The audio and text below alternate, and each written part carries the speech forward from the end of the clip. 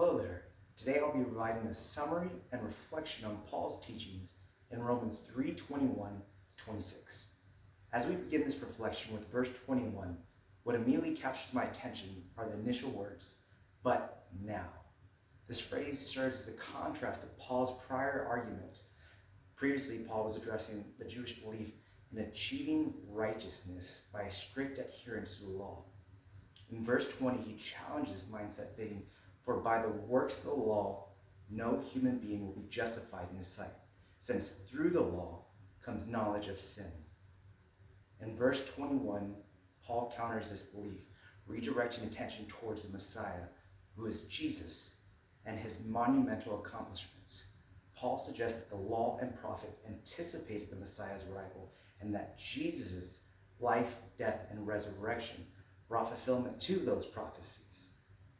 The way our text puts it is that God's righteousness comes to humanity through faith in his saving action revealed in Jesus' faithfulness and death and resurrection for everyone who believes in him. This wording does a great job of acknowledging both interpretations of the original text, that being God's righteousness being revealed by human faith in Jesus Christ and the faithfulness of Christ. In verse 22, Paul emphasizes that this righteousness of God is available for all who believe. The statement extends beyond everyone to everyone, emphasizing that there is no distinction between Jew or Gentile in terms of eligibility for this divine righteousness. This righteousness comes to humanity through faith in his saving action revealed in Jesus' faithfulness.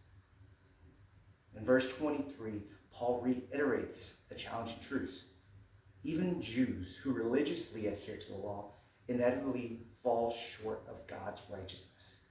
Consequently, this also applies to Gentiles by default, highlighting that all individuals, regardless of their origins, apart from the faith in Jesus' work on the cross, will inevitably fall short of God's glory. In verses 23 and 24, they encapsulate the essence of the gospel, expressing both its harsh realities and its good news. Paul acknowledges that our inherent fallen nature both simultaneously offer hope through faith in Jesus Christ. Lastly, verses 24 through 26 illustrate the harmony between God's mercy and justice. At first glance, these attributes may seem contradictory from a human perspective. However, they find reconciliation in Christ. God maintains his just character by condemning and punishing sin, while simultaneously showcasing his mercy by paying the penalty that sin incurs. In doing so, Jesus became both just and justifier, serving as a propitiation for our sin. Thank you for listening. I hope you have a good evening. Thank you.